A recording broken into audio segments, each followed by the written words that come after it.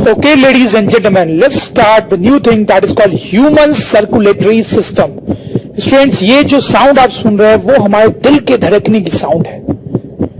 हमारा जो हार्ट होता है वो हमारी बॉडी का एक बहुत ही इंपॉर्टेंट ऑर्गन है. स्टूडेंट्स, वो अगर मैल फंक्शन करने लग जाए तो हमारी बहुत जल्दी ही डेथ हो जाती है.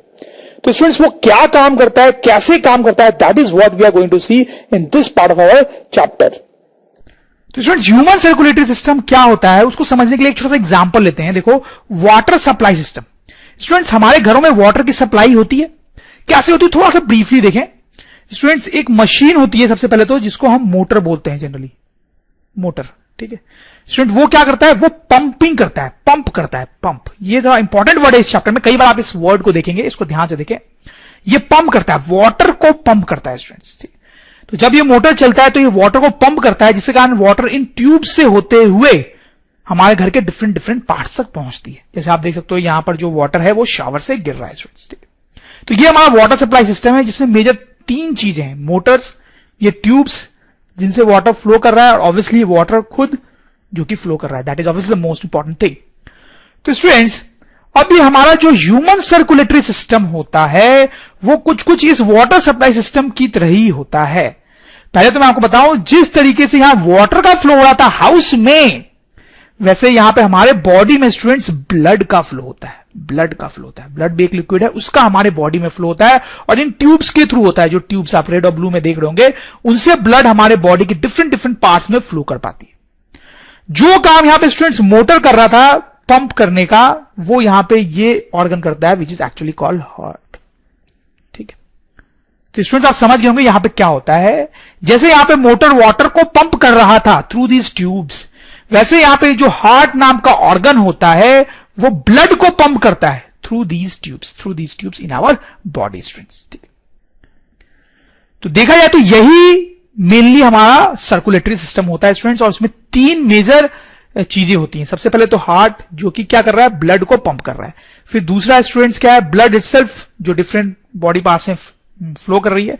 And the third thing is blood vessels. Blood vessels ये ट्यूब्स हैं स्टूडेंट, जिनमें ब्लड फ्लो कर रही है. और मैं आपको बताऊं कि ब्लड वेसल्स जो होते हैं स्टूडेंट्स, वो तीन तरीके के होते हैं: आर्टरीज, वेन्स एंड कैपिलरीज. तीनों आप याद कर लें कि ब्लड वेसल्स कितने तरीके की होती हैं, आर्टरीज, वेन्स एंड कैपिलरीज. अब ये तीनों टाइप की जो ट्यूब्स हैं वो कैसे एक दूसरे से अलग होती है वो हम थोड़ी देर बाद समझेंगे students.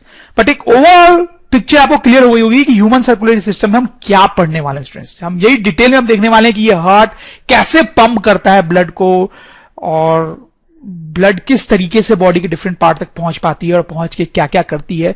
Those are the things which we are going to study. तो स्टूडेंट्स, हम थोड़ा सा हार्ट के बारे में डिटेल में देखते हैं थोड़ा. हार्ट हमारे बॉडी का बहुत ही इंपॉर्टेंट ऑर्गन है और सर्कुलेटरी सिस्टम की तो जान है. स्टूडेंट्स, ये फोटोग्राफ आप देखेंगे तो आपको बड़ा इंटरेस्टिंग लगेगा, और आपको समझ में आएगा कि एक्चुअली हार्ट हमारे बॉडी में कहां पर लोकेटेड है स्टूडेंट्स. ठीक है, और उसके साइज का भी आपको थोड़ा आइडिया लग रहा होगा. इनफैक्ट आपको साइज का अगर आइडिया लेना है स्टूडेंट्स, तो आप इस फोटोग्राफ को देखें. ये एक ह्यूमन हार्ट को बॉडी से निकाल के डॉक्टर जो है वो अपने हाथ में रख रखा है. तो इससे आपको आइडिया लग रहा होगा कि हार्ट कितना बड़ा होता है स्टूडेंट्स. जनरली बुक्स में आपको लिखा हुआ मिलेगा कि हार्ट का जो साइज होता है वो फिस्ट के बराबर होता है. फिस्ट मतलब मुट्ठी, हमारे मुट्ठी के बराबर होता है. इनफैक्ट स्टूडेंट्स, इस फोटोग्राफ से आप हार्ट का शेप भी समझ सकते हैं कैसा होता है. आप देख सकते हैं कि कुछ कुछ ट्रायंगुलर शेप होता है हार्ट का, ट्रायंगुलर. ठीक, नेक्स्ट स्टूडेंट्स, हमें इस फोटोग्राफ पे कंसेंट्रेट करना चाहिए. इससे हमें और बहुत डिटेल चीजें पता चलेगी. देखो स्टूडेंट्स, हमें पता चल रहा है कि जो हार्ट है वो चेस्ट कैविटी में लोकेटेड है. चेस्ट कैविटी में, थोरैसिक कैविटी या चेस्ट कैविटी में लोकेटेड है, इनसाइड रिब केज. ठीक है स्टूडेंट्स, रिब केज के अंदर क्यों है स्टूडेंट्स वो, क्योंकि हार्ट जो है वो डेलिकेट होता है, उसको प्रोटेक्शन की जरूरत है, तो रिब केज उसको प्रोटेक्ट करते हैं स्टूडेंट्स. फिर स्टूडेंट्स आप देखें कि हमने यहां पे पढ़ा है कि यहां पे लंग्स होते हैं, 2 लंग्स होते हैं हमारे. तो स्टूडेंट्स, हम समझ सकते हैं कि हार्ट जो है वो लंग्स के बीच में होता है, और नीचे ये डायफ्राम है. तो हार्ट लंग्स के बीच में होता है, डायफ्राम के ऊपर होता है.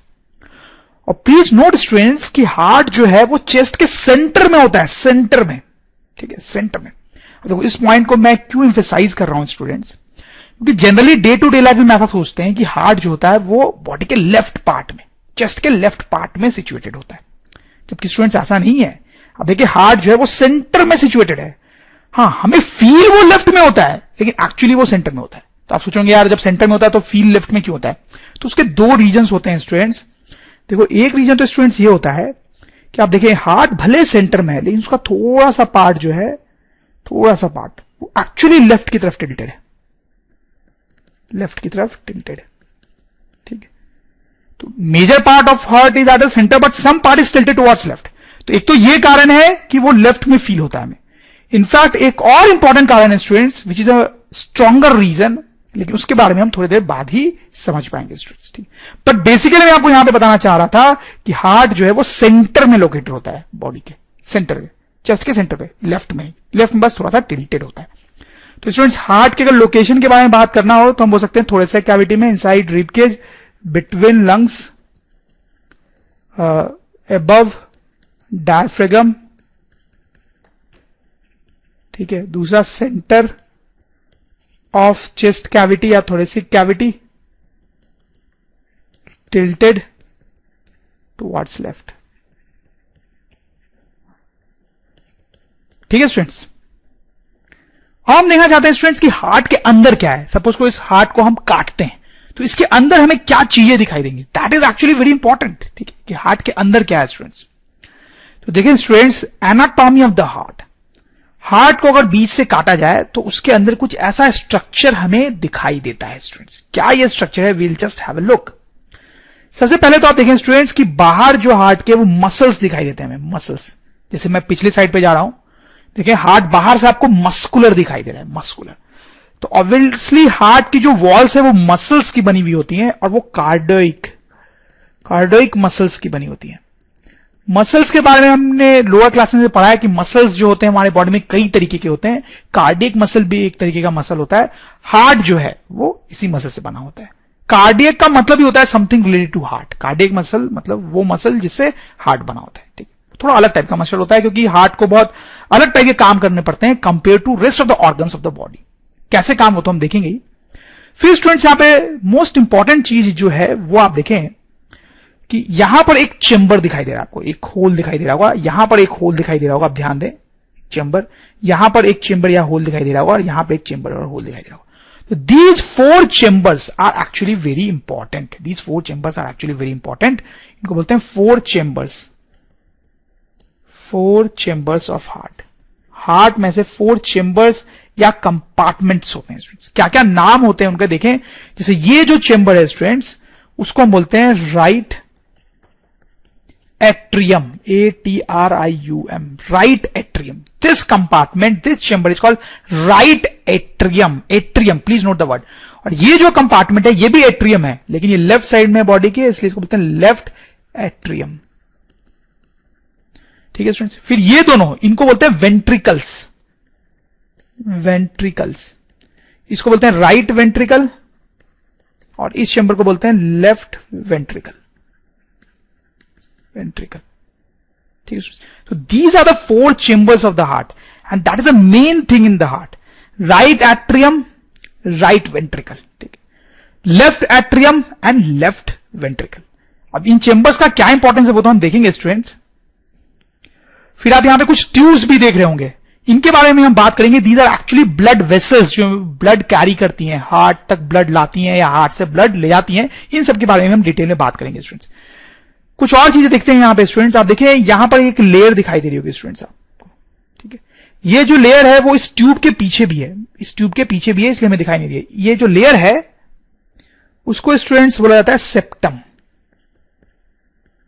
ये जो है स्टूडेंट्स बेसिकली एक पार्टीशन है, पार्टीशन। कैसा पार्टीशन स्टूडेंट्स, तो देखें ये राइट एट्रियम, ये राइट वेंट्रिकल, तो ये जो है वो हार्ट का राइट पोर्शन है, ठीक है। ये दोनों मिलके, ये दोनों चेंबर्स मिलके, और ये दोनों चेंबर्स को देखें left atrium and left ventricle, तो ये दोनों चेंबर्स मिलके हार्ट का लेफ्ट पार्ट कहलाते हैं, ठीक है। तो स्टूडेंट्स राइट पार्ट जो है और लेफ्ट पार्ट जो है उनके बीच में एक पार्टीशन होता है, पार्टीशन, वो है सेप्टम। इस पार्टीशन के कारण कोई भी चीज जो राइट पार्ट में है वो लेफ्ट में नहीं जा पाएगी, लेफ्ट में नहीं जा पाएगी, और जो लेफ्ट पार्ट में है वो राइट में नहीं जा पाएगी। तो this septum plays a very important role, ठीक है। अब स्टूडेंट्स देखिए यहां पर ये क्या चीज आपको दिखाई दे रही है, this is actually a valve. Valve क्या होता है स्टूडेंट्स? वाल्व ऐसी कोई चीज होती है जो वन वे फ्लो अलाउ करती है, one way flow of liquid. वो किसी लिक्विड या गैस का वन वे फ्लो अलाउड करती है। जैसे मतलब यहां पर अगर ब्लड है स्टूडेंट्स, ठीक है, तो वो ब्लड जो है वो फ्लो होके यहां आ सकता है इस वाल्व से। राइट एट्रियम में कोई ब्लड है तो वो फ्लो होके राइट वेंट्रिकल में आ सकता है इस वाल्व से, लेकिन उल्टा फ्लो नहीं हो पाएगा, उल्टा फ्लो नहीं होने देता है वाल्व। इसका अपना एक इंपॉर्टेंस है जो अब आगे हम देखेंगे। उसी तरह से स्टूडेंट्स यहां पर भी एक वाल्व होता है बिटवीन दीज टू चेंबर्स। तो इसमें भी क्या होता है कि ब्लड अगर यहां पे है तो फ्लो के इस चेंबर में आ सकता है, लेकिन उल्टा फ्लो नहीं हो सकता है स्टूडेंट्स, ठीक है। तो आप देख सकते हैं यहां पर राइट एट्रियम और राइट वेंट्रिकल के बीच में एक वाल्व होता है। वैसे लेफ्ट एट्रियम और लेफ्ट वेंट्रिकल के बीच में भी एक वाल्व है स्टूडेंट्स, वन वे वाल्व। वैसे ही स्टूडेंट्स आप देखिए एक यहां पर भी वाल्व है, this once again a valve. ये वाल्व भी क्या करता है students? One way flow blood का अलाउ करता है। मतलब ये जो राइट वेंट्रिकल है उससे इस ट्यूब में ब्लड को जाने दे सकता है वो, लेकिन उल्टा फ्लो नहीं होने देगा, ठीक है। वैसे स्टूडेंट्स एक और वाल्व होता है, आपको ध्यान से देखना पड़ेगा कि ये जो लेफ्ट वेंट्रिकल है उसमें यहां पर एक वाल्व होता है जो इस ट्यूब में, ये जो रेड रंग की आपको ट्यूब दिख रही है, पूरी नहीं दिख रही है क्योंकि ये पीछे है ब्लू वाले ट्यूब के, उसमें खुलता है वो वाल्व।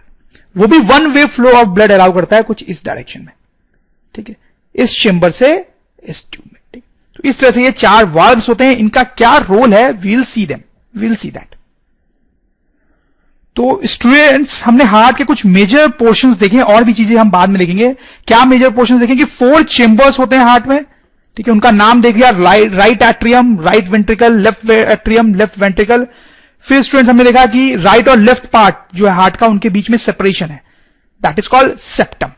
फिर यहां पर एक वाल्व था, यहां पर एक वाल्व था, और 2 वाल्व्स और थे जो मैंने आपको बताया स्टूडेंट्स। एक और चीज होती है स्टूडेंट्स, हालांकि वो बहुत ज्यादा इंपॉर्टेंट नहीं होती है, हार्ट के चारों तरफ, ठीक है, चारों तरफ इस तरीके से एक कोटिंग होती है चारों तरफ, ठीक है, एक लेयर होती है जिसको बोलते हैं पेरिकार्डियम।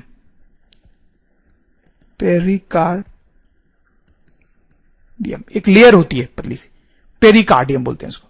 उसका मेजर काम होता है स्टूडेंट्स हार्ट को प्रोटेक्ट करना, और हार्ट को वो उसका शेप देती है, ठीक है, वो उसका शेप मेंटेन करती है। तो that is a layer called pericardium.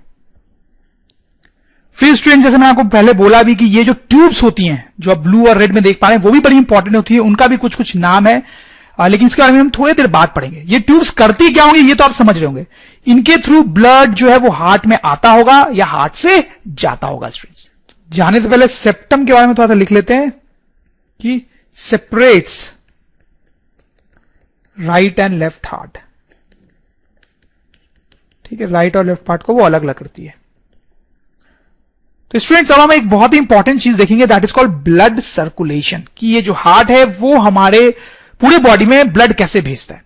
But उसको जानने से पहले स्टूडेंट्स इन दोनों बॉटल्स पे आप ध्यान दें, दोनों में ब्लड है बट उसके कलर में डिफरेंस दिख रहा होगा स्टूडेंट्स आपको। इसमें जो ब्लड है वो डार्क है, थोड़ा सा डार्क रेड है, और इसमें ब्राइट रेड है। ऐसा क्यों है स्टूडेंट्स? क्योंकि स्टूडेंट्स इस ब्लड में ऑक्सीजन गैस मिक्स्ड है और इसमें कार्बन डाइऑक्साइड। रेस्पिरेशन के बारे में हमने पढ़ा है थोड़ा सा स्टूडेंट्स, तो वहां पे हमने देखा था कि ब्लड में ऑक्सीजन भी मिक्स हो सकती है और कार्बन डाइऑक्साइड भी, ठीक। तो दोनों के मिक्स होने से कलर पे ये फर्क पड़ता है स्टूडेंट्स। ये वाला जो ब्लड होता है स्टूडेंट्स उसको बोलते हैं ऑक्सीजनेटेड ब्लड, ऑक्सीजनेटेड ब्लड, ठीक है। You have to remember this term, oxygenated blood मतलब ऐसा ब्लड जिसमें ऑक्सीजन मिक्स है, और इसको बोलते हैं students deoxygenated blood. Deoxygenated blood मतलब ऐसा ब्लड जिसमें कार्बन डाइऑक्साइड मिक्स है। अब स्टूडेंट्स क्या होता है कि बायोलॉजी में ये वाला जो ब्लड होता है उसको हम डायग्राम्स में रेड कलर से डिनोट करते हैं, लेकिन ये वाला जो ब्लड होता है स्टूडेंट्स उसको हम ब्लू कलर से डिनोट करते हैं। तो उससे काफी कंफ्यूजन हो जाता है स्टूडेंट्स को, उनको लगने लगता है कि कहीं डीऑक्सीजनेटेड ब्लड ब्लू ही तो नहीं होता है, नहीं, वो भी रेड ही होता है, बस थोड़ा डार्क होता है। बट क्लैरिटी के लिए, डायग्राम में क्लैरिटी रहे और हमें समझने में आसानी हो, इसलिए इसको रिप्रेजेंट करने के लिए ब्लू कलर का यूज करते हैं और इसके लिए रेड। तो just keep this small thing in mind. तो आइए देखते हैं ब्लड सर्कुलेशन कैसे होता है हमारे बॉडी में स्टूडेंट्स। देखो स्टूडेंट, सबसे पहले मैं यहां पे एक बॉक्स बना रहा हूं, प्लीज सी दिस केयरफुली। इस बॉक्स से हम अपने हार्ट को रिप्रेजेंट कर रहे हैं। हालांकि हमने देखा है कि हार्ट जो होता है वो ट्रायंगुलर होता है, बट यहां पे हम एग्जैक्ट शेप नहीं बना रहे, बस हार्ट को रिप्रेजेंट करना चाह रहे हैं। और ये सेप्टम जो हार्ट को राइट और लेफ्ट पोर्शन में डिवाइड करता है। और फिर हमने देखा है कि हार्ट के 4 चेंबर्स होते हैं, तो ये हमने 4 चेंबर्स बना दिए स्टूडेंट्स। ये क्या है, नाम बता सकते हो? Right atrium. ये क्या है? Right ventricle. ये लेफ्ट एट्रियम और ये लेफ्ट वेंट्रिकल। ठीक है, तो ये स्टूडेंट्स हमारे 4 चेंबर्स हैं हार्ट के। और स्टूडेंट्स मैंने आपको ये बताया था कि राइट एट्रियम और राइट वेंट्रिकल के बीच में एक वाल्व होता है जो 1 वे फ्लो अलाउ करवाता है ब्लड का। ठीक है, जिसमें ब्लड 1 वे फ्लो कर सकता है, इस तरीके से उल्टे डायरेक्शन फ्लो नहीं कर सकता है। वैसे यहां पर भी एक वाल्व है जिससे ब्लड 1 वे फ्लो कर सकता है, उल्टा फ्लो नहीं कर सकता है। 2 और वाल्व्स भी थे स्टूडेंट्स, बट उनके बारे में यहां डिस्कस करना ज्यादा यूजफुल नहीं है, तो अभी हम उसके बारे में बात नहीं करेंगे। चलो स्टूडेंट्स, अब हम बात करते हैं लंग्स की। तो लंग्स की ज्यादा बात तो हम रेस्पिरेटरी सिस्टम में करते हैं स्टूडेंट्स, लेकिन सर्कुलेशन में भी लंग्स का एक अपना ही इंपॉर्टेंट रोल है जो हम देखेंगे। तो लंग्स हमने यहां पर रिप्रेजेंट किया। हालांकि लंग्स हार्ट के ऊपर नहीं होता है, हमें तो पता है कि हार्ट के साइड्स में होता है लंग, यहां पे एक लंग होता है, यहां पे एक लंग होता है, बट हम सिर्फ रिप्रेजेंट कर रहे हैं उसको ऊपर बना के। ठीक है, फिर स्टूडेंट्स अब हमारे बॉडी के जो डिफरेंट पार्ट्स होते हैं, डिफरेंट ऑर्गन्स होते हैं, जैसे स्टमक हो गया, इंटेस्टाइन हो गया, ब्रेन हो गया, लेग्स, किडनी, हैंड्स, ये सब जो हो गया, उनको हम एक सिंगल बॉक्स है, उन सबको एक सिंगल बॉक्स है यहां पर रिप्रेजेंट कर रहे हैं। बॉडी पार्ट्स या बॉडी ऑर्गन्स, उन सबको एक साथ ही हम रिप्रेजेंट कर रहे हैं यहां पे बॉक्स से। ठीक है, अब देखो स्टूडेंट्स क्या होता है, ब्लड का फ्लो हमारे बॉडी में कैसे होता है, लेट मी टेल यू। ये जो लेफ्ट एट्रियम है स्टूडेंट्स, आप उस पर ध्यान दें। लेफ्ट एट्रियम से ब्लड निकलता है और ये ऑक्सीजनेटेड ब्लड निकलता है, मतलब उसमें ऑक्सीजन मिक्स्ड होता है। लेफ्ट एट्रियम से ऑक्सीजनेटेड ब्लड निकलता है और वो हमारे बॉडी के डिफरेंट पार्ट्स में जाता है। कैसे बॉडी के डिफरेंट पार्ट्स में जाता है स्टूडेंट्स? वो फोटोग्राफ्स मैंने आपको दिखाई दी जिसमें ब्लड की ट्यूब्स थी, ब्लड वेसल्स, उनके हेल्प से बॉडी के डिफरेंट पार्ट्स में जाता है। ठीक है, ऑक्सीजनेटेड ब्लड। फिर स्टूडेंट्स थोड़ा रेस्पिरेशन वाला चैप्टर आपको याद करने की जरूरत है। जब ये ऑक्सीजनेटेड ब्लड ऑक्सीजन लेके बॉडी के डिफरेंट पार्ट्स में जाएगा तो क्या होगा स्टूडेंट्स कि उन बॉडी के डिफरेंट पार्ट्स में एरोबिक रेस्पिरेशन होगा। एरोबिक रेस्पिरेशन में क्या होता है स्टूडेंट्स? एरोबिक रेस्पिरेशन में ऑक्सीजन का यूज किया जाता है एनर्जी प्रोड्यूस करने के लिए, और जब वेस्ट प्रोडक्ट उसमें कार्बन डाइऑक्साइड बनता है। शायद आपको याद आ रहा होगा स्टूडेंट्स। ठीक, तो हमारे बॉडी के डिफरेंट पार्ट्स में ये ब्लड ऑक्सीजन लेके आता है। वो ऑक्सीजन यहां पे एरोबिक रेस्पिरेशन में यूज हो जाता है और यहां पे कार्बन डाइऑक्साइड प्रोड्यूस होता है स्टूडेंट्स, वो ब्लड में मिक्स हो जाता है। मतलब यहां से अब जो ब्लड निकलता है स्टूडेंट्स, उसमें क्या होगा? कार्बन डाइऑक्साइड, वो डीऑक्सीजनेटेड ब्लड होता है।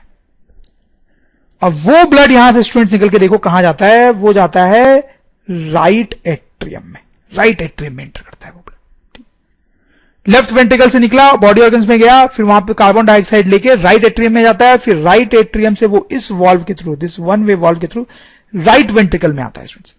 फिर राइट वेंट्रिकल से स्टूडेंट्स वो ब्लड निकलता है और वेरी केयरफुली आप देखेंगे कि अब इसका क्या होगा, निकल के वो लंग्स की तरफ जाता है। लंग्स की तरफ जाता है और ये डीऑक्सीजनेटेड है, इसमें कार्बन डाइऑक्साइड।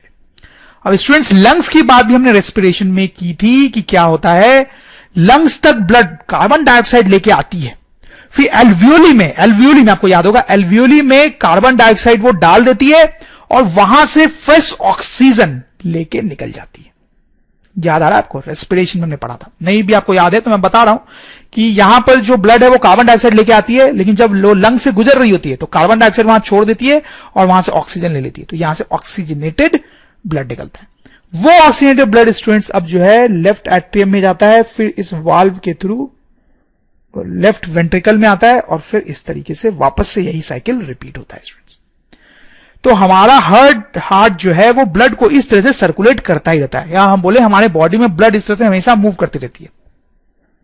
मतलब क्या होता है स्टूडेंट्स, लेफ्ट एट्रियम से ऑक्सीजनेटेड ब्लड निकलता है, ब्लड ऑक्सीजन लेके बॉडी के डिफरेंट पार्ट्स में जाता है, वहां पे एरोबिक रेस्पिरेशन में ऑक्सीजन यूज होता है, कार्बन डाइऑक्साइड प्रोड्यूस होता है जो ब्लड के साथ निकलता है, ब्लड उस कार्बन डाइऑक्साइड को लेके राइट एट्रियम में आती है, फिर वो ब्लड राइट वेंट्रिकल में जाता है, फिर वहां से वो लंग्स में जाता है। This is important. लंग्स में वो कार्बन डाइऑक्साइड लेके आता है, वो कार्बन डाइऑक्साइड हमारे रेस्पिरेटरी पाथ के थ्रू बॉडी से बाहर निकल जाता है, वो विंड पाइप, ट्रैकिया, ये सबसे बाहर निकल जाता है कार्बन डाइऑक्साइड, और उसी पाथ से लंग्स में ऑक्सीजन आया होता है, जो ऑक्सीजन अब इस ब्लड में मिक्स हो जाता है और हमारा जो ब्लड है फिर से ऑक्सीजनेटेड हो जाता है, फिर से ऑक्सीजनेटेड ब्लड हमारे बॉडी पार्ट्स तक पहुंचता है। तो you can see students, it's a very important thing which is happening here, क्योंकि ब्लड जो है वो ऑक्सीजन लेके बॉडी पार्ट्स तक जा रही है, क्योंकि उस ऑक्सीजन से वो एनर्जी ऑब्टेन करेगी। लेकिन अब जो ब्लड हमारे पास होता है उसमें कार्बन डाइऑक्साइड होता है, तो वो कार्बन डाइऑक्साइड जो है वो लंग्स के थ्रू इस तरीके से इलिमिनेट होता है और वापस से ऑक्सीजन ब्लड में डाला जाता है और वो ऑक्सीजन वापस से बॉडी ऑर्गन्स तक पहुंचता है। फिर से बॉडी ऑर्गन्स एनर्जी बनाते हैं, कार्बन डाइऑक्साइड निकालते हैं, फिर से वो इस रास्ते से कार्बन डाइऑक्साइड हमारे बॉडी के बाहर निकलता है और ऑक्सीजन को फिर से ब्लड के थ्रू बॉडी पार्ट्स तक पहुंचाया जाता है। तो this is the complete circulation of blood that happens in our body in short. Students, यहां पर ये जो 4 चेंबर्स हैं हार्ट के, वो कुछ इंपॉर्टेंट फंक्शन परफॉर्म करते हैं। तो let's see what is that. सबसे पहले इस लेफ्ट एट्रियम की बात करें तो ये बहुत ही सिंपल सा फंक्शन परफॉर्म करता है। तो ये क्या कर रहा है आप समझ सकते हो, ऑक्सीजनेटेड ब्लड जो लंग से आ रहा है उसको कलेक्ट करता है और फिर लेफ्ट वेंट्रिकल को वॉल्व के थ्रू सप्लाई कर देता है वही ब्लड। ठीक है, तो लिख सकते हैं हम कि इट कलेक्ट्स ब्लड या oxygenated blood from lungs and passes to left ventricle। ठीक है स्टूडेंट्स, अब देखो ये जो लेफ्ट वेंट्रिकल है वो क्या करता है, वो बहुत ही इंपॉर्टेंट फंक्शन परफॉर्म करता है। देखो स्टूडेंट्स, ये जो लेफ्ट वेंट्रिकल होता है ये इस ब्लड को बाहर बहुत कस के पुश करके निकालता है, बहुत करके पुश करके निकालता है, इसको पंप करके बाहर निकालता है। ऐसा क्यों करता होगा स्टूडेंट्स, आप सोच के देखो, लेफ्ट वेंट्रिकल से जो ब्लड निकल रहा है वो सारे बॉडी ऑर्गन्स तक पहुंचना चाहिए, तभी सारे बॉडी ऑर्गन्स तक ऑक्सीजन पहुंचेगा, वहां पे एरोबिक रेस्पिरेशन होगा। ठीक है, अब सोच के देखो स्टूडेंट्स, आपका जो हार्ट है, आप हाथ रखो अपने बॉडी पे जहां पे हार्ट है। ठीक है, आपने अपने चेस्ट पे हाथ रखा होगा जहां पे हार्ट है। ठीक है, अब यहां से निकलने वाला ऑक्सीजन बॉडी के सारे पार्ट्स तक पहुंचना है, मतलब आपके पैर के बिल्कुल एंड तक भी पहुंचना है, आपके टो फिंगर्स तक पहुंचना है, उसको टो तक पहुंचना है। सोचो ब्लड को कितनी दूरी कवर करनी है स्टूडेंट्स। इतना ही नहीं स्टूडेंट्स, इस ब्लड को ऊपर ही पहुंचना है आपके ब्रेन तक, हार्ट के ऊपर ब्रेन जो है उस तक भी पहुंचना है। तो वो बहुत डिफिकल्ट काम होता है स्टूडेंट्स, इसलिए ये जो लेफ्ट वेंट्रिकल है वो बहुत कस के पुश करता है ब्लड को बाहर, पंप करता है, ताकि ये blood different different body parts तक आसानी से पहुंच सके। जैसे आप ये डायग्राम देखें, देखो स्टूडेंट्स, इस ट्यूब से जो वाटर निकल रहा है आप देखो बहुत दूर तक जा रहा है, लेकिन इस ट्यूब से जो वाटर निकल रहा है वो दूर तक नहीं जा रहा है। ऐसा क्यों, क्योंकि यहां पर जो वाटर बहुत फोर्स के साथ निकल रहा है उसको पंप किया गया बाहर, लेकिन यहां पर ऐसा नहीं हुआ।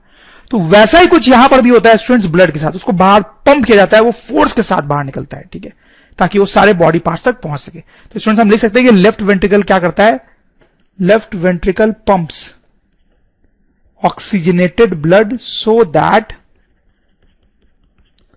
It can reach all body parts. ठीक है स्टूडेंट्स, अब देखो स्टूडेंट्स, अब हम बात करते हैं इस राइट एट्रियम की, कि राइट एट्रियम क्या करता है। राइट एट्रियम, राइट एट्रियम आप देख सकते हैं स्टूडेंट्स, वो फिर से वही काम कर रहा है ऑलमोस्ट जैसा कि लेफ्ट एट्रियम कर रहा था। इस ब्लड को कलेक्ट करता है, जो बॉडी के डिफरेंट पार्ट से आता है उस ब्लड को कलेक्ट करता है और फिर उस ब्लड को राइट वेंट्रिकल को पास कर देता है। तो collects blood from body organs and passes to right atrium. और स्टूडेंट्स फाइनली ये राइट वेंट्रियम जो है वो क्या करता है, सॉरी राइट वेंट्रिकल जो है वो क्या करता है, that is what we want to see. तो आप देखो वंस अगेन स्टूडेंट्स, ये जो राइट वेंट्रिकल है वो यहां पे फिर से ऑक्सीजन को बाहर पुश करता है, पंप करता है, ताकि पंप होके ये जो ब्लड है वो लंग्स तक पहुंच जाए, लंग्स तक पहुंच जाए। तो स्टूडेंट्स हम लिख सकते हैं pumps deoxygenated blood to lungs. तो स्टूडेंट्स यहां पर जो चीज हमने इस बॉक्स को बना के देखी थी, अब एक्चुअल हार्ट को बना के देखेंगे वही चीज। ठीक है, तो देखो स्टूडेंट्स, फिर से ये 4 चैम्बर्स तो आपको दिख रहे हैं, ये लेफ्ट एट्रियम, ठीक है, and this is left ventricle, this is right atrium and this is right ventricle. ये तो हम देख ही चुके हैं स्टूडेंट्स। तो देखो स्टूडेंट्स कैसे ब्लड का फ्लो होता है। आप देखो लंग से जो ऑक्सीजन है वो लेफ्ट एट्रियम में आया, ठीक है, लंग से ऑक्सीजन लेफ्ट एट्रियम में आया। देखो ये लेफ्ट एट्रियम है स्टूडेंट्स, लेफ्ट एट्रियम। तो देखो स्टूडेंट्स ये ट्यूब आप देख रहे हैं, इन ट्यूब से ब्लड इसमें एंटर करेगा स्टूडेंट्स। ये ट्यूब जो है वो लंग से कनेक्टेड होती है, लंग से कनेक्टेड होती है। तो लंग से ब्लड फ्लो करेगा ऑक्सीजनेटेड, इसलिए मैं इसको रेड से बना रहा हूं, और वो इस एट्रियम में एंटर करेगा स्टूडेंट्स।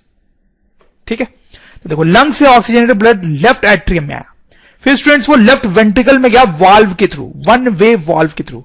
तो अब यहां पे ये वाल्व है, उससे ये जो ब्लड है स्टूडेंट्स वो इधर एंटर करेगा, लेकिन वो ब्लड पीछे नहीं जा सकता वापस। क्यों नहीं जा सकता? मैंने आपको बताया था ये वन वे वाल्व है, एक ही तरफ ब्लड को फ्लो करने देता है, तो ये ब्लड यहां आएगा स्टूडेंट्स। ठीक है, अब स्टूडेंट देखो लेफ्ट वेंट्रिकल से ये ब्लड निकल के बॉडी के डिफरेंट डिफरेंट पार्ट्स में गया था, तो यहां से निकल के अब देखो यहां पे स्टूडेंट्स क्या होता है कि ये जो लेफ्ट वेंट्रिकल है उससे निकलने का रास्ता इस वाल्व से है। यहां पे मैंने आपको बताया था एक वाल्व है, यहां से निकल के वो जो ब्लड है इस ट्यूब के थ्रू बाहर निकलता है। ठीक है, थोड़ा ध्यान देंगे आप, यहां पे लेफ्ट वेंट्रिकल से जो ब्लड है वो निकल के बॉडी पार्ट्स तक जा रहा था, तो ये लेफ्ट वेंट्रिकल से ब्लड जो है इस वाल्व के through, this one way valve के थ्रू इस ट्यूब से होता हुआ बॉडी पार्ट्स तक जाता है, टू बॉडी पार्ट्स।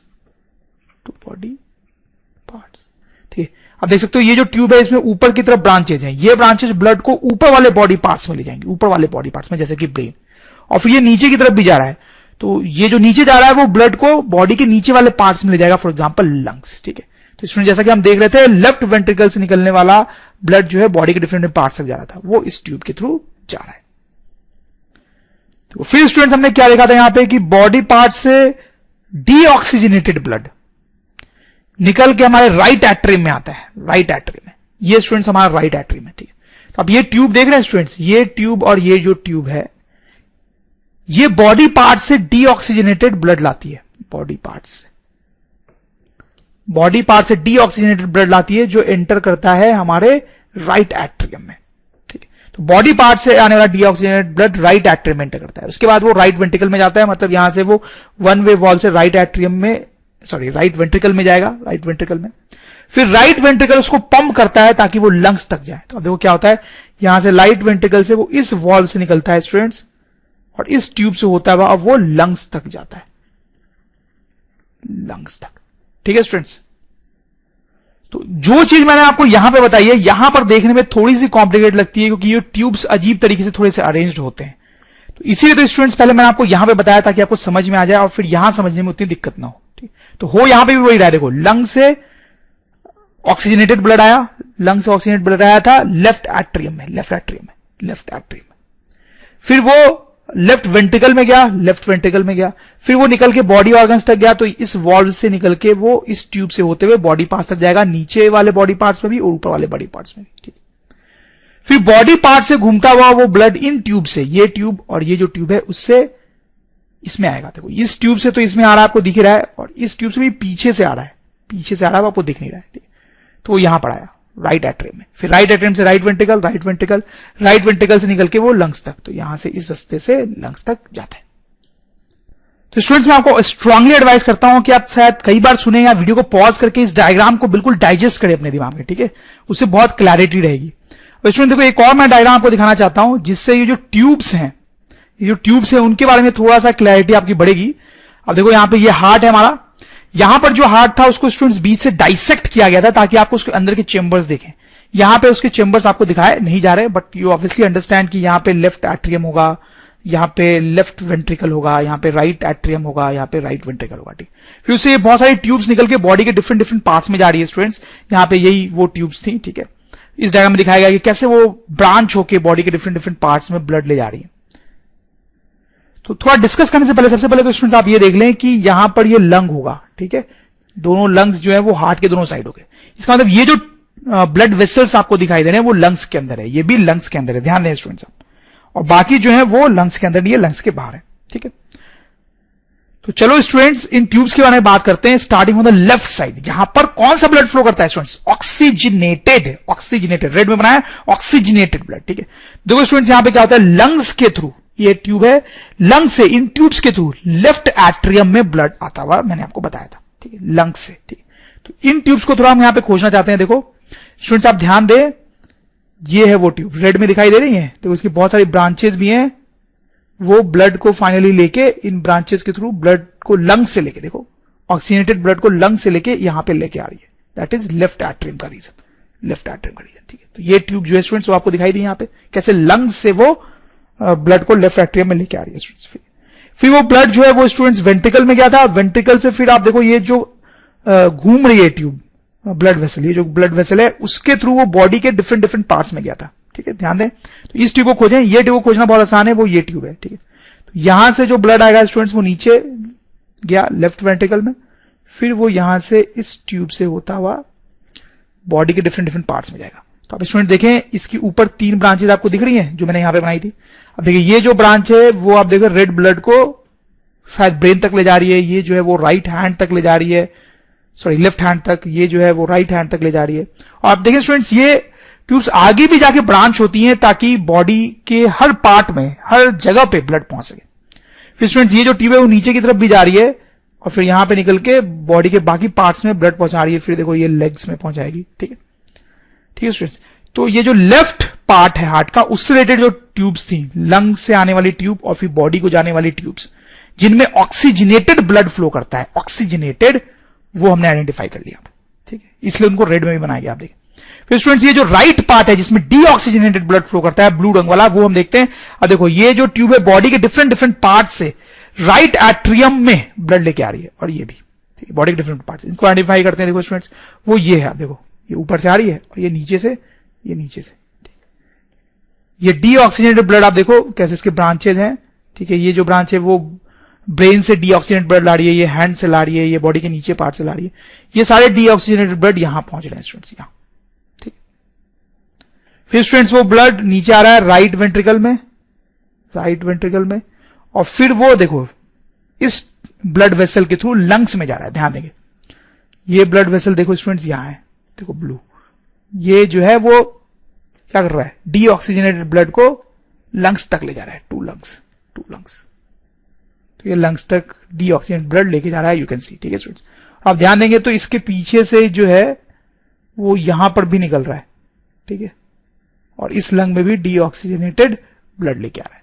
तो मतलब ये जो ब्लड वेसल हमने यहां बनाई है, इसका एक्सटेंशन पीछे भी है स्टूडेंट्स, वो दिख नहीं रहा है क्योंकि बाकी ब्लड वेसल्स के पीछे आ गया वो। ओके, तो मतलब ये कोई बहुत इंपॉर्टेंट फिगर नहीं है, बस इससे आपको ये समझ में आ रहा होगा कि हाँ ये जो ट्यूब्स हैं इनको जहां जहां जाना है वो ब्रांच होके वहां पहुंच जाती हैं। ठीक है, लंग्स जाना है या लंग्स से आ रही हैं तो देखो यहां पे थी लंग्स में।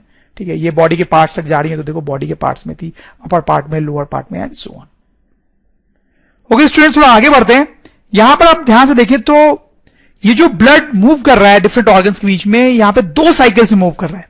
अब देखो यहां पे स्टूडेंट्स क्या आ रहा है, ऊपर में देखो आप क्या हो रहा है कि डीऑक्सीजनेटेड ब्लड जो है वो हार्ट से निकल के लंग तक जा रहा है। ठीक है, सही बात है, डीऑक्सीजनेटेड ब्लड जो है हार्ट से निकल के लंग तक जा रहा है, फिर लंग से वो ऑक्सीजन उठा के वापस हार्ट तक आ रहा है। ठीक है ना स्टूडेंट्स, तो देखो ये एक साइकिल कंप्लीट हुआ, हार्ट से लंग तक गया, उस टाइम उसमें कार्बन डाइऑक्साइड था, फिर वो लंग से ऑक्सीजन लेता हुआ वापस हार्ट तक आ गया। This is one cycle, one circulation of the blood.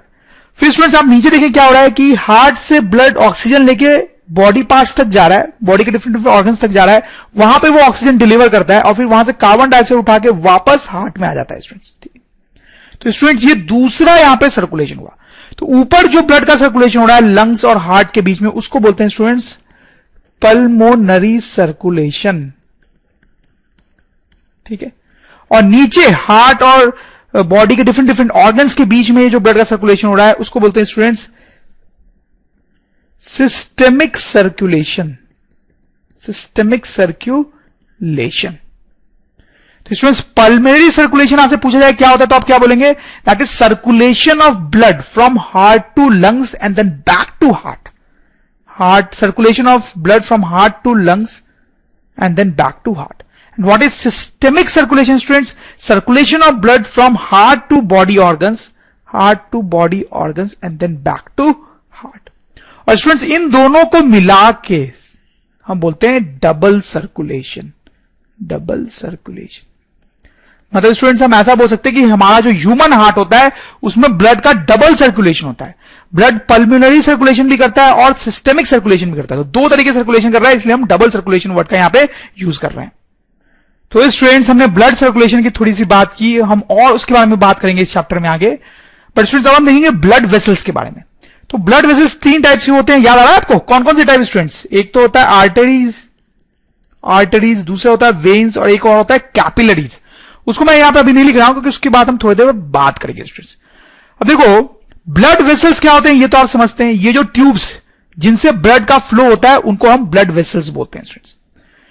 तो अब देखो कौन सी ट्यूब्स को हम आर्टरी बोलते हैं और कौन सी ट्यूब को हम वेन बोलते हैं स्टूडेंट्स, ठीक है।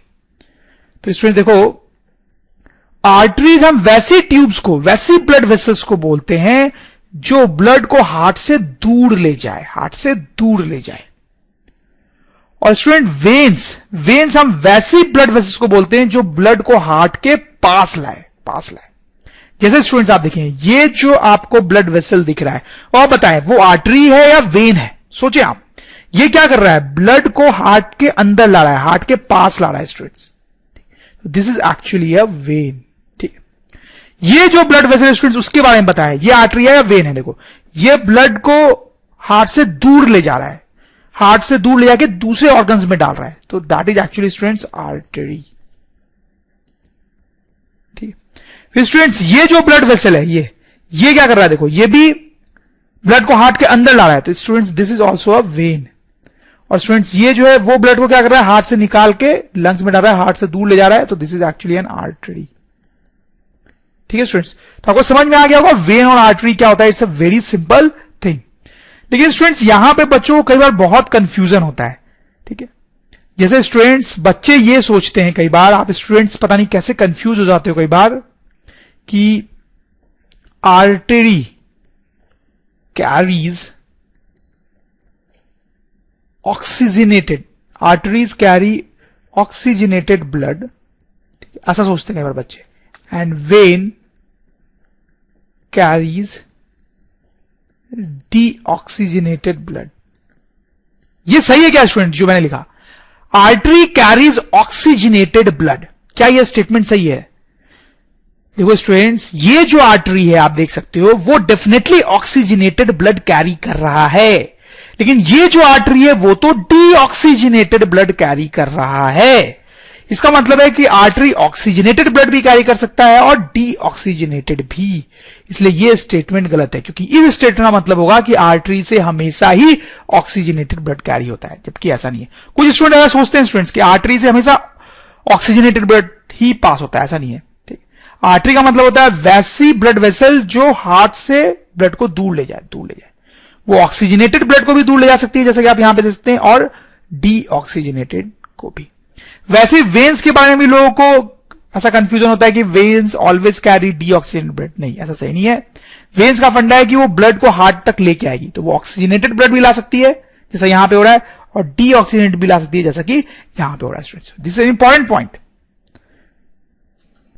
अब स्टूडेंट्स आप देखें, दो आर्टरी है हमारे पास, एक ये है और एक ये है, ठीक है। तो दोनों का नाम थोड़ा अलग अलग होता है, इसको बोलते हैं पल्मोनरी आर्टरी, इसको बोलते हैं पल्मोनरी आर्टरी, इसको बोलते हैं स्टूडेंट्स, इसका नाम होता है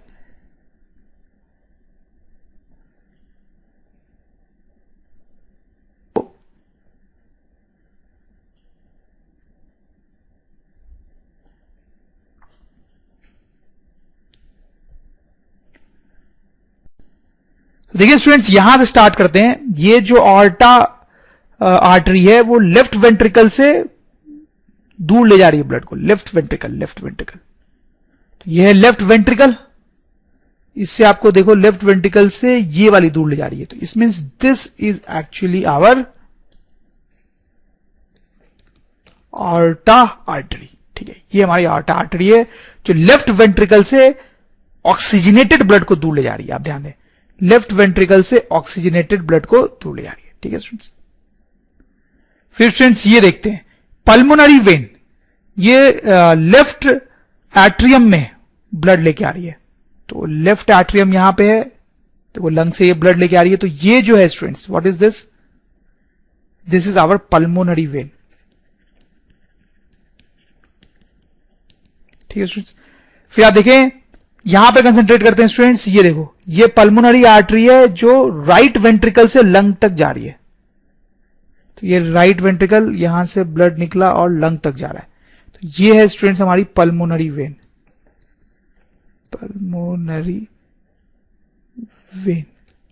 ठीक है स्टूडेंट्स। और अब फाइनली ये वेना कहां बच गया, जो बॉडी से राइट एट्रियम में ब्लड ला रही है, तो बॉडी से राइट एट्रियम में ब्लड ये ला रही है, तो this is our vena cava, vena cava. और ये जो नीचे स्टूडेंट्स वही ब्लड लेके आ रही है बॉडी से हमारे राइट एट्रियम में, तो this is also called vena cava, ठीक है। तो ये दोनों ट्यूब्स को ही, इसको भी और इसको भी, दोनों कंबाइंड वेना कावा बोलते हैं। तो ये जो नीचे वाली होती है इसको कई बार इंफेरियर वेना कावा बोलते हैं, इंफेरियर वेना कावा, और ये जो ऊपर की तरफ है उसको सुपेरियर वेना कावा बोलते हैं स्टूडेंट्स, ठीक है। तो इस तरह से आप इस डायग्राम में भी आइडेंटिफाई कर सकते हैं आर्टरीज एंड वेन्स को। अब स्टूडेंट ऐसा करते हैं कि आर्टरीज और वेन्स को कंपेयर करते हैं, उनके बीच में कुछ इंपॉर्टेंट डिफरेंसेस देखते हैं। तो एक सबसे इंपॉर्टेंट और बेसिक जो डिफरेंस है वो हम देख चुके हैं कि आर्टरीज हार्ट से दूर ले जाती हैं ब्लड को, लेकिन वेन्स जो है वो ब्लड को हार्ट तक लेके आती हैं, ठीक है। दूसरा इंपॉर्टेंट डिफरेंस है स्टूडेंट्स की आर्टरीज में जो ब्लड का फ्लो होता है वो हाई प्रेशर पे होता है, जबकि वेन्स में लो प्रेशर पे होता है। जैसे स्टूडेंट समझाने के लिए मैं आपको एक एनालॉजी देता हूं, जैसे आप ये रिवर देखें, इसमें स्टूडेंट जो वाटर है बहुत तेजी तेजी से हाई प्रेशर में फ्लो कर रहा है, लेकिन ये जो रिवर है शांत रिवर है, काम है, इसमें जो ब्लड है वो आराम आराम से फ्लो कर रहा है, लो प्रेशर में फ्लो कर रहा है। तो आर्टरीज में जो ब्लड का फ्लो होता है वो कुछ इस तरीके का ही होता है, जबकि वेन्स में जो ब्लड का फ्लो होता है वो कुछ इस तरीके का होता है। देखो ऐसा क्यों होता है स्टूडेंट, मैं आपको बताता हूं। देखो स्टूडेंट्स, हमने पढ़ा था कि जो लेफ्ट वेंट्रिकल है वो ब्लड को पंप करता है इस डायरेक्शन में, और ये जो राइट वेंट्रिकल है वो भी पंप करता है, ठीक है। पंप करता है मतलब दोनों ही वेंट्रिकल्स पंप करते हैं ब्लड को, आप ध्यान देंगे दोनों ही वेंट्रिकल्स ब्लड को पंप करते हैं। तो ये जो वेंट्रिकल ब्लड को पंप करता है उसको फोर्स करता है आगे जाने के लिए, तो बहुत हाई प्रेशर में स्पीड में यहां से ब्लड जाता है। तो देखो आर्टरी में जो ब्लड है वो हार्ट से पंप होकर आया है, हाई प्रेशर में जा रहा है। उसी तरीके से इस आर्टरी में, पल्मोनरी आर्टरी में भी जो ब्लड जा रहा है वो भी हार्ट से पंप होकर आ रहा है, वो भी बहुत स्पीड में आ रहा है स्टूडेंट्स, ठीक है। स्टूडेंट्स हो सकता है कि आप सोच रहे हो कि ये हार्ट जो है ब्लड को कैसे पंप करता है, कैसे उसको फोर्स में भेजता है, तो ये हम और डिटेल में आगे देखने वाले हैं। अभी मैं आपको थोड़ा सा ये बता सकता हूं कि क्या होता है कि ये जो वॉल्स होती हैं लेफ्ट वेंट्रिकल की फॉर एग्जांपल, वो कॉन्ट्रैक्ट करती हैं, तो वो स्क्वीज आउट करती हैं ब्लड को। जैसे यहां पर हम देखें तो ये जो मसल्स हैं वो इस तरह से कॉन्ट्रैक्ट करते हैं, दबाते हैं, यहां पे जो ब्लड भरा होगा उसको दबाएंगे, पुश करेंगे। रेड बनाना चाहिए मुझे ब्लड, क्योंकि ये ऑक्सीजनेट होता है। तो ये जो वेसल, ये जो वॉल्स होते हैं वो पुश करते हैं दोनों साइड से, तो ब्लड दौड़ के बाहर निकलता है, दौड़ के। वैसे ही राइट वेंट्रिकल के साथ भी होता है, इसके जो वॉल्स होते हैं वो कॉन्ट्रैक्ट होते हैं, तो यहां पर जो ब्लड होता है वो दौड़ के बाहर निकलता है, ठीक है। तो स्टूडेंट्स आप देख सकते हैं कि आर्टरीज में ब्लड दौड़ के बाहर निकल रहा है, हाई प्रेशर में जाता है। लेकिन जब हम इस वेन की बात कर रहे हैं तो यहां पर कोई पंपिंग मैकेनिज्म नहीं है, इसलिए इसमें ब्लड आराम आराम से फ्लो करता हुआ आता है। वैसे इस वेन की भी हम बात करें तो यहां पे भी कोई पंपिंग मैकेनिज्म नहीं हो रहा होता है, तो आराम आराम से ब्लड आ रहा होता है। So that is what I am trying to tell you. समझ में आ रहा है स्टूडेंट्स? अब चलो नेक्स्ट डिफरेंस देखते हैं। आर्टरीज में कोई वाल्व्स नहीं होते हैं, वेन्स में वाल्व्स होते हैं। वाल्व्स का मतलब तो मैंने आपको ऑलरेडी समझाया है स्टूडेंट्स। देखो क्या होता है, और मैं एक्सप्लेन करता हूं आपको अच्छे से। ये सपोज करो स्टूडेंट्स कोई वेन है, ठीक है, तो इसमें जो ब्लड है वो तो आराम आराम से फ्लो कर रहा होगा, इसमें जो ब्लड है वो आराम आराम से फ्लो कर रहा होगा, ठीक है। लेकिन स्टूडेंट्स अगर कोई आर्टरी है तो इसमें जो ब्लड है वो तो बहुत स्पीड में फ्लो कर रहा होगा, ठीक है, बहुत तेजी से फ्लो कर रहा होगा, तेजी से, इसमें आराम आराम से फ्लो कर रहा होगा, ठीक है। तो स्टूडेंट्स क्या होता है कि आर्टरी में तो ब्लड इसी डायरेक्शन में हमेशा जाएगा, क्योंकि पीछे जो हार्ट है वो उसको फोर्स कर रहा है आगे की तरफ, ठीक है, फोर्स कर रहा है आगे की तरफ, तो वो आगे की तरफ ही जाएगा, उसमें कोई प्रॉब्लम की बात ही नहीं है। लेकिन वेन्स में कोई पंपिंग मैकेनिज्म तो है नहीं, ये ब्लड इसलिए धीरे धीरे आगे जा रहा है। लेकिन कभी ऐसा भी हो सकता है, कुछ ऐसी सिचुएशंस भी हो सकती है जिसके कारण ये जो ब्लड है वो पीछे की तरफ मूव करने लगे। जबकि प्लीज नोट, आर्टरी में ऐसा खतरा बिल्कुल भी नहीं है स्टूडेंट्स। आर्टरी में ब्लड हमेशा आगे जाएगा क्योंकि हार्ट पीछे से ब्लड को धक्का दे रहा है, लेकिन यहां पे कोई ब्लड को धक्का नहीं दे रहा है, वो बस ऐसे धीरे धीरे आगे जा रही है, तो कभी वो पीछे भी आ सकती है। तो स्टूडेंट्स ये पीछे ना आए उसको रोकने के लिए यहां पे ऐसे वाल्व्स होते हैं, वाल्व्स। तो आप समझोगे ये वाल्व सिर्फ आगे की तरफ ही ब्लड का मूवमेंट अलाउ करते हैं, पीछे की तरफ अलाउ नहीं करते। जबकि आर्टरीज में ऐसे वाल्व्स की जरूरत है ही नहीं, क्योंकि ब्लड हमेशा आगे जाएगा, हार्ट उसको आगे पुश कर रहा है स्टूडेंट्स, ठीक है। तो इसीलिए हमने लिखा है कि आर्टरीज में वाल्व्स नहीं होते हैं एंड वेन्स में वाल्व्स होते हैं to prevent back flow of blood. फिर स्टूडेंट्स एक और हम यहां पे इंपॉर्टेंट डिफरेंस दे सकते हैं कि आर्टरीज की जो वॉल्स होती हैं वो थिक होती हैं, थिक वॉल्स। ये जो वॉल्स हैं, ये मोटी होती हैं, जबकि वेन्स की वॉल्स जो होती है वो थिन होती हैं। उसका तो सिंपल रीजन है स्टूडेंट्स की आर्टरीज में ब्लड जो है वो बहुत हाई प्रेशर में फ्लो करता है, एकदम फोर्स में फ्लो करता है। तो अगर उसकी वॉल्स थिक नहीं होंगी तो फट जाएंगी, ठीक, इसको थिक होना जरूरी है। लेकिन वेन्स में तो आराम से ब्लड फ्लो कर रहा है, तो थिक वॉल्स की जरूरत ही नहीं है, थिन वॉल से भी काम चल जाता है।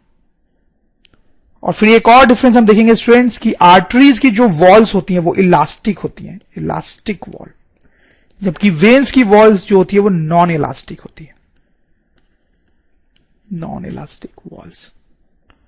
इलास्टिक का मतलब समझते हैं स्टूडेंट्स, जैसे रबर बैंड जो होता है, रबर बैंड वो इलास्टिक होता है, ठीक है, वो अपना शेप और साइज चेंज कर सकता है, इलास्टिक होता है। वैसे यहां पे ये जो वॉल्स हैं वो थोड़ा बाहर की तरफ मूव करके ट्यूब को और वाइड बना सकती हैं, या फिर अंदर भी मूव कर सकती हैं, जिससे ट्यूब जो है वो थोड़ा और नैरो हो जाए, ठीक। जबकि वेन्स की जो वॉल्स होती हैं वो ऐसे नहीं कर सकती हैं। तो आर्टरीज की वॉल्स ऐसे इसलिए होती हैं क्योंकि इनमें हाई प्रेशर में ब्लड फ्लो कर रहा होता है। तो अगर ऐसा नहीं होगा तो ये जो ट्यूब्स हैं या ब्लड वेसल्स हैं उनको डैमेज पहुंच सकता है। फिर स्टूडेंट्स एक और चीज हम लास्टली देखेंगे कि जो आर्टरीज होती हैं वो जनरली डीप इन बॉडी, जबकि वेन्स के लिए ऐसी बात नहीं होती है। देखो इसका मतलब मैं आपको बताता हूं क्या है स्टूडेंट्स, कि सपोज करो ये हमारा हैंड है फॉर एग्जांपल, ठीक है, बहुत अच्छा तो बनाना नहीं आता मेरे को, बट सपोज करो ये हमारा हैंड है, बहुत अच्छा बन गया यार। अब उसमें आर्टरीज जो होती हैं जनरली फॉर एग्जांपल वो अंदर की तरफ ही होती हैं ज्यादा, मतलब सरफेस तक कम ही आती हैं, लेकिन वेन्स जो है वो अंदर भी होती हैं और बिल्कुल सरफेस तक भी पहुंचती हैं, कोई दिक्कत नहीं है। आप सोच सकते हैं ऐसा क्यों होता होगा, ऐसा क्या रीजन होता होगा।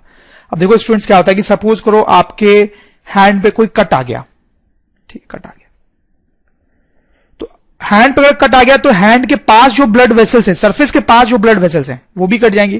तो अब आर्टरीज नहीं कटेंगी क्योंकि वो तो अंदर है, और आर्टरीज को कटना भी नहीं चाहिए, क्योंकि आर्टरीज अगर कटती हैं तो उनसे तो बहुत सारा ब्लड बाहर फ्लो क्या सकता है, क्योंकि उनमें ब्लड बहुत स्पीड में हाई प्रेशर में फ्लो कर रहा है, तो बहुत सारा ब्लड फ्लो होकर बाहर आ सकता है।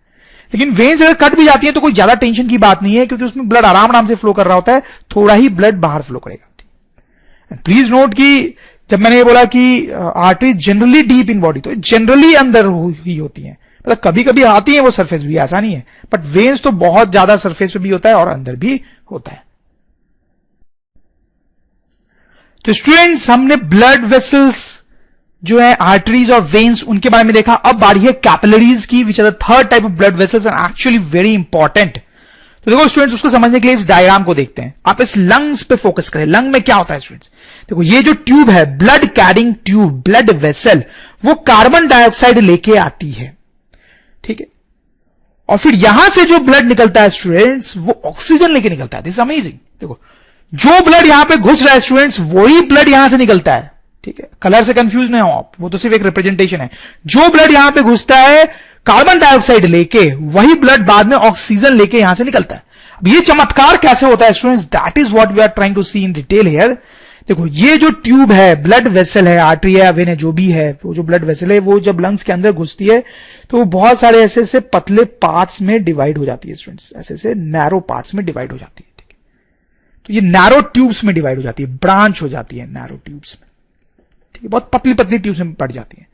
और फिर आगे जाके ये पतली ट्यूब्स वापस से ज्वाइन हो जाती है स्टूडेंट्स, वापस से ज्वाइन हो जाती है और मोटी ट्यूब बनती है जो आगे कंटिन्यू करती है, ठीक है। स्टूडेंट्स ये जो नैरो ट्यूब्स का यहां पे स्ट्रक्चर बना है उसका बड़ा इंपॉर्टेंस होता है।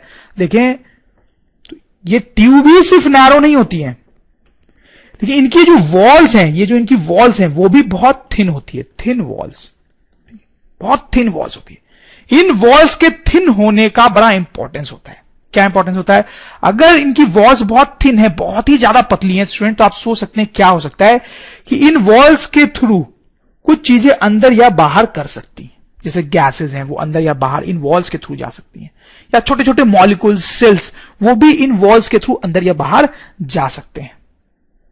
जबकि स्टूडेंट जैसे कि अगर ये ट्यूब है और इसकी वॉल्स मोटी है इसकी वॉल्स, तो इसके वॉल्स के थ्रू चीजें अंदर बाहर नहीं जा पाएंगी। वैसे अगर ये ट्यूब है और इसकी वॉल्स मोटी हैं तो इसके वॉल्स के थ्रू चीजें अंदर बाहर नहीं जा पाएंगी। लेकिन ये जो नैरो ट्यूब्स होती हैं उनकी वॉल्स बहुत थिन होती है, तो चीजें अंदर बाहर जा सकती हैं।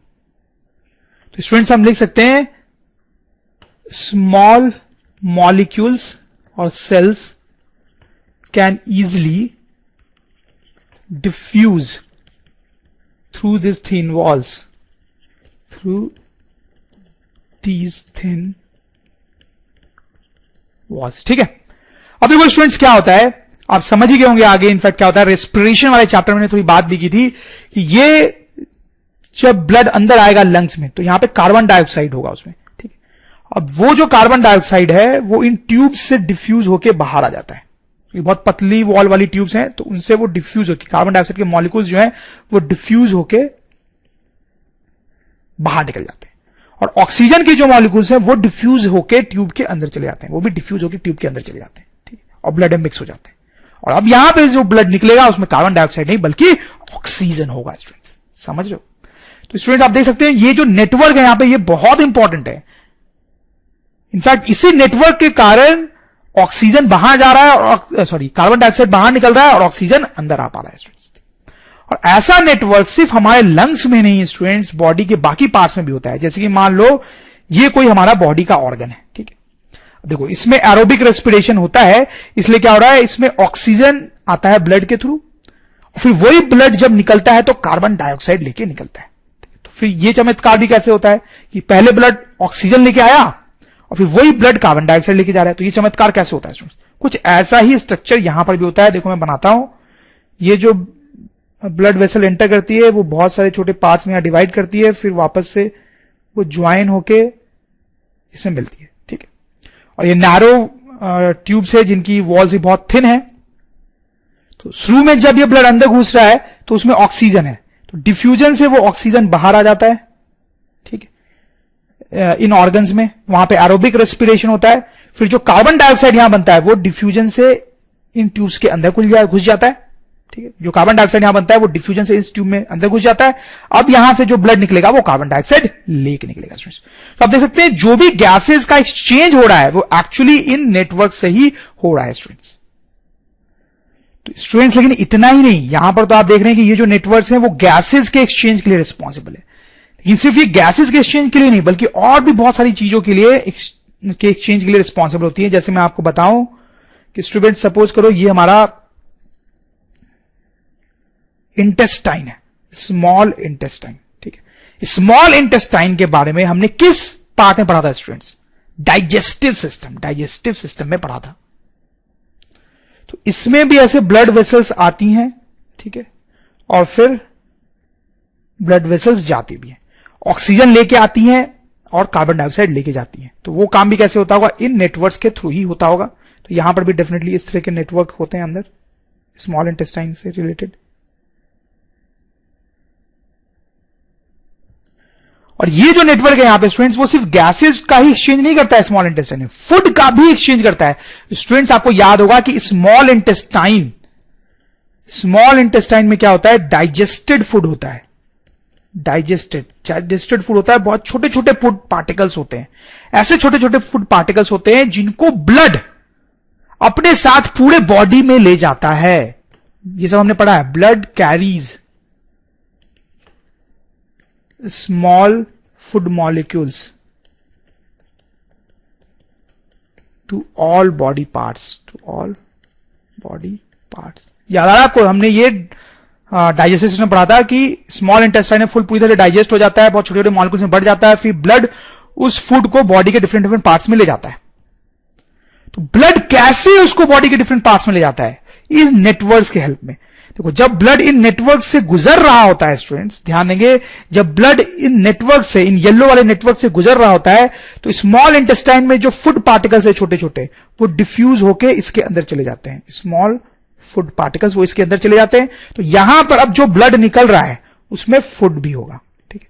अब ये ब्लड जब बॉडी के डिफरेंट डिफरेंट पार्ट्स में जाएगा, देखो यहां से हार्ट में जाएगा, हार्ट से लंग में जाएगा, लंग से फिर हार्ट में जाएगा, फिर बॉडी के डिफरेंट डिफरेंट पार्ट्स में जाएगा। तो ये जब ब्लड अब डिफरेंट डिफरेंट बॉडी पार्ट्स में जाएगा तो वहां फूड भी पहुंच जाएगा स्टूडेंट्स। तो डियर स्टूडेंट्स आप समझ होंगे कि नेटवर्क्स कितने इंपॉर्टेंट है, ठीक है। ब्लड जो भी चीज को एक जगह से दूसरी जगह ले जाती है तो उस चीज को पिक करने का काम ये करते हैं, ठीक है। ये ब्लड जो है स्मॉल इंटेस्टाइन से फूड हर जगह पे ले जाती है, तो वो जो फूड है वो पिक इन नेटवर्क्स के थ्रू होता है। और इनफैक्ट स्टूडेंट्स आप समझ ही गए होंगे अब तक तो कि ये जो इंपॉर्टेंट नेटवर्क्स हैं जिनको मैंने येलो में ड्रॉ किया है उन्हीं को हम कैपिलरीज बोलते हैं स्टूडेंट्स, कैपिलरीज। अब इन नेटवर्क्स और कैपिलरीज के बारे में एक और इंपॉर्टेंट चीज हम देख सकते हैं स्टूडेंट्स, ये हमेशा आर्टरीज और वेन्स को कनेक्ट कर रही होती हैं, हमेशा आर्टरीज और वेन्स को कनेक्ट कर रही होती है। जैसे आप देखें स्टूडेंट्स, ये जो ट्यूब है और ये जो ट्यूब है उनको कनेक्ट कर रही है। ये ट्यूब बताओ आर्टरी है वेन है? ये हार्ट से अवे ले जा रही है, ब्लड अवे ले जा रही है, अवे, तो ये एक्चुअली एक आर्टरी हो गई। ये बताओ क्या है? ये ब्लड जो है वो हार्ट के पास ला रही है, तो एक्चुअली ये वेन हो गई। ठीक, तो आप देख सकते हैं ये जो कैपिलरी है वो आर्टरी और वेन को कनेक्ट कर रही है आपस में। ठीक, फिर स्टूडेंट्स यहां पर भी आप देख सकते हैं ये जो ब्लड वेसल्स हैं वो आर्टरी या वेन है। देखो ये ब्लड को हार्ट से दूर ले जा रही है, तो दीज आर आर्टरीज, और ये जो है वो ब्लड को हार्ट के पास ले जा रही है, तो दीज आर एक्चुअली वेन्स। तो आप देखो ये फिर से जो कैपिलरी है वो आर्टरी और वेन के बीच में। तो कैपिलरीज जो होती हैं पतली पतली ट्यूब्स होती हैं जो आर्टरीज और वेन्स के बीच में होती हैं और सब्सटेंसेस के एक्सचेंज के लिए रिस्पॉन्सिबल होती है। जनरली बुक्स में आपको कुछ इस तरीके से बनाया हुआ मिलेगा। ये मान लो अगर कोई आर्टरी है और ये बोलो वेन है, तो उन दोनों को कनेक्ट कर रही होती है एक पतली पतली ट्यूब्स की नेटवर्क जो कैपिलरी कहलाती है। तो अब कैपिलरी को हम डिफाइन भी कर सकते हैं। Capillaries are narrow thin walled blood vessels, ठीक है, between arteries and veins, which are responsible for exchange of gases, food, etc. between blood and body parts. ठीक है, तो ये होती है students capillaries which are actually very very important.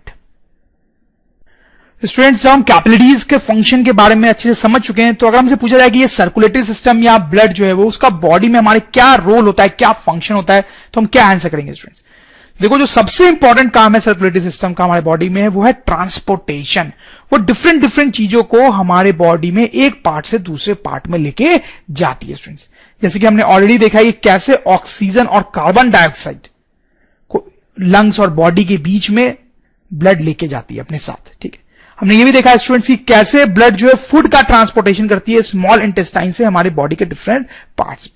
इतना ही नहीं, इनफैक्ट स्टूडेंट्स बॉडी में मोस्ट ऑफ द चीजें जो ट्रांसपोर्ट होती हैं वो ब्लड के थ्रू ही होती हैं। जैसे कि बहुत सारे ग्लैंड्स होते हैं जिनमें हार्मोन्स प्रोड्यूस होता है, बहुत सारे ऐसे ग्लैंड्स होते हैं हमारे बॉडी में जिनमें हार्मोन्स प्रोड्यूस होता है। उन हार्मोन्स को बॉडी के डिफरेंट डिफरेंट पार्ट्स में पहुंचाना होता है, तो वो ब्लड ही करता है वो काम। कैसे करेगा? मान लो कि ये वो ग्लैंड है जिसमें कोई हार्मोन प्रोड्यूस होता है, वो जो हार्मोन है that hormone has to be carried to some other body part. तो कैसे होगा वो स्टूडेंट्स? देखो जब ये ब्लड जो है वो क्रॉस कर रहा होगा इन कैपिलरीज के थ्रू, इस ग्लैंड से क्रॉस कर रहा होगा, तो ये जो हार्मोन है वो डिफ्यूज होकर इस ब्लड में चल जाएगा, कैपिलरीज के थ्रू डिफ्यूज होकर कैपिलरीज में घुस जाएगा ये हार्मोन, और अब ब्लड जहां जहां भी जाएगा साथ में हार्मोन भी चला जाएगा स्टूडेंट्स। ठीक, फिर students transportation of waste substances from body to kidney.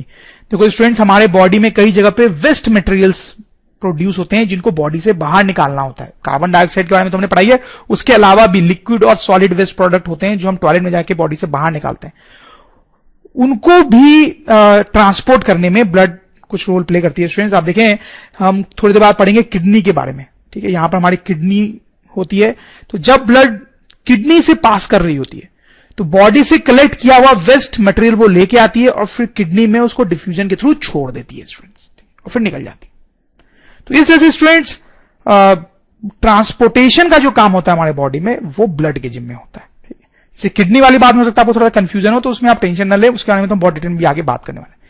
In fact students blood और सर्कुलेटरी सिस्टम का और भी कुछ इंपॉर्टेंट रोल्स होते हैं हमारे बॉडी में, जिनके बारे में हम बहुत डिटेल में तो भी डिस्कस नहीं करेंगे, बट चैप्टर के टुवर्ड्स एंड करेंगे। जैसे कि blood protects us from many diseases, ये जो ब्लड होता है हमारे बॉडी में स्टूडेंट्स वो हमें बहुत सारे डिजीजों से भी बचाता है। कैसे बचाता है वो हम थोड़ी देर बाद देखने वाले हैं। फिर students blood maintains body temperature to 37 degree centigrade. जैसे स्टूडेंट्स क्या होता है हमारी जो बॉडी का टेम्परेचर होता है वो हर सिचुएशन में इतना ही रहता है, 37 डिग्री सेंटीग्रेड। चाहे ठंड हो गर्मी हो, मतलब बाहर का टेम्परेचर बहुत कम हो जाए, बहुत ज्यादा हो जाए, लेकिन तब भी हमारे बॉडी के अंदर का टेम्परेचर लगभग इतना ही रहता है स्टूडेंट्स। तो उसमें भी ब्लड का बहुत ही इंपॉर्टेंट रोल होता है। ऑब्वियसली बहुत सारे डिफरेंट ऑर्गन्स का भी रोल होता है, but blood also plays a very important role in keeping our body temperature constant. ठीक है, और कैसे ब्लड ये काम करती है वो सब अभी हम यहां पे देख नहीं पाएंगे, बस आपको ये जान लेना चाहिए।